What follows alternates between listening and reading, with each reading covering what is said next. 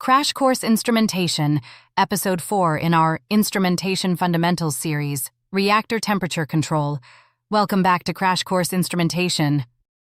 In this Episode 4 of our Instrumentation Fundamentals series, we're diving into a control loop that's critical for process chemistry and product quality, the Chemical Reactor Temperature Control System. Why is temperature so important in reactors? Because chemical reactions are highly sensitive to heat. Too cold? The reaction slows down or stops. Too hot?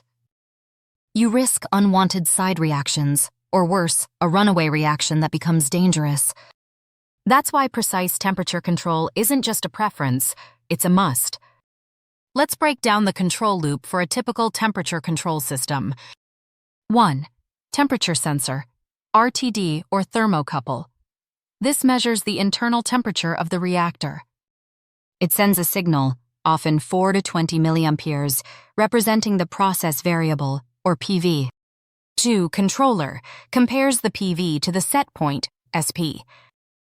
If there's a difference, it calculates the error and generates a controller output, CO. The controller often uses PID logic, proportional, integral, and derivative actions to deliver a smooth, stable response. 3. Heating-cooling system, final control element. This could be an electric heater, a steam jacket, or a coolant flow valve. The controller output tells this system how much to adjust heating or cooling. In an exothermic reaction, where the process generates heat, the controller may need to remove energy by opening a cooling valve. In an endothermic reaction, the controller must add heat to maintain the proper rate. Many modern systems use smart temperature transmitters that convert sensor signals into robust, noise-resistant analog or digital outputs. These can be monitored remotely through a DCS, distributed control system, or a SCADA, supervisory control and data acquisition, system. Quick comparison. DCS is typically used in large continuous process facilities like chemical plants or refineries. It provides tight integration, high reliability, and real-time control right at the process unit. SCADA is more common in geographically distributed systems like water treatment or power grids. It excels at central monitoring and supervisory control from a remote operations center. For example, a DCS might run the reactor PID loop locally and trend internal temperatures in real time.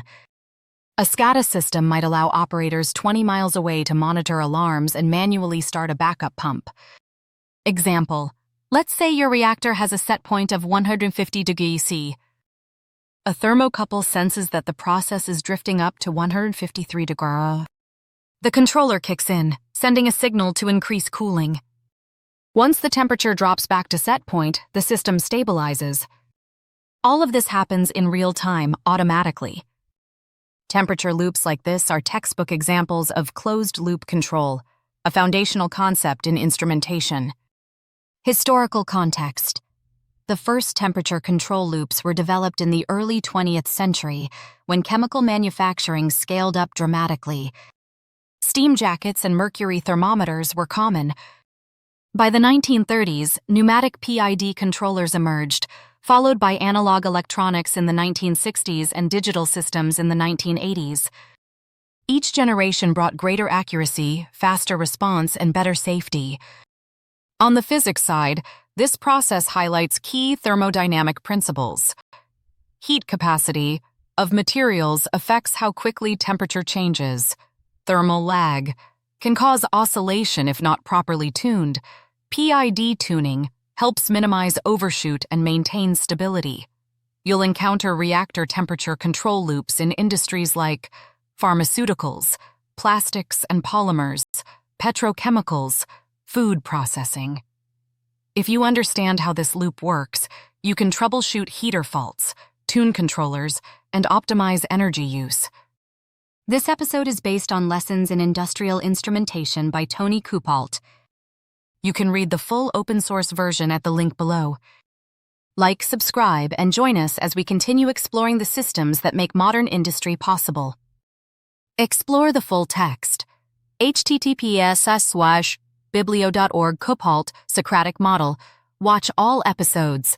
www.youtube.com/Crash Course. Instrumentation.